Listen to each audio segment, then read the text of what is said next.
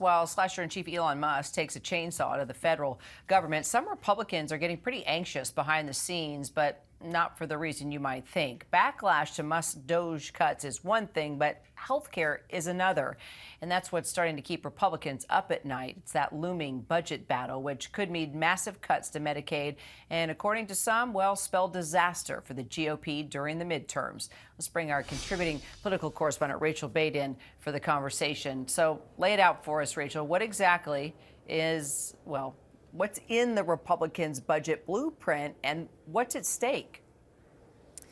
Yeah, hey there, Kira. I mean, obviously, this is a first step toward passing Donald Trump's tax and border agenda. But the big sticking points here on Capitol Hill have to do with government cuts. I mean, to get fiscal conservatives on board for this budget, Speaker Mike Johnson put in $2 trillion worth of cuts, and $800 billion, a large chunk of those, actually is going to have to come out of the committee that deals with health care. Now, I've talked to a lot of Republicans, both rank and file and people in leadership. They say that's likely to come from Medicaid. The issue there, however, is that 1 in 5 Americans is on Medicaid right now. There is this sort of misperception that it's just a small group of, low-income folks in inner cities, more Democratic areas. Well, that's not the case. And Republicans are starting to realize that. That's also Trump voters, white Trump voters in Louisiana, Hispanic Trump voters in California and in New York. And so that's making some of them squeamish. They're looking at re-election, and they know that health care matters.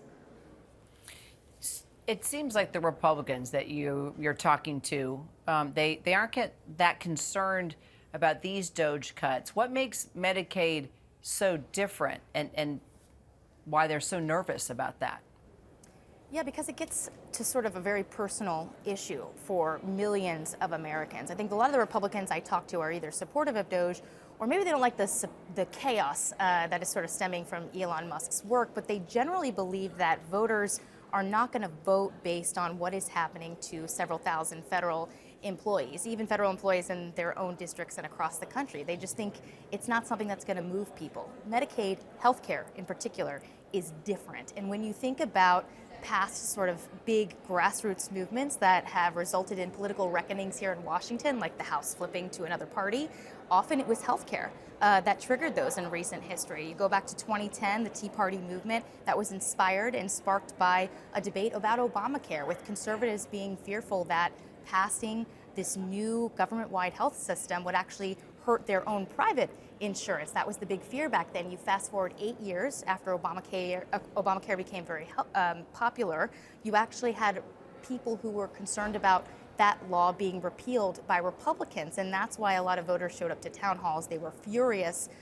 They were worried about protections for people with pre-existing conditions, which was part of Obamacare and was very popular, being taken away by Republicans. They flipped the House into Democratic control. People remember that stuff. And so when it comes to healthcare, when it comes to Medicaid, this feels like a very different issue that could get personal and affect a lot of people very quickly if these cuts are made. Rachel Bate on the Hill for us. Thanks, Rachel.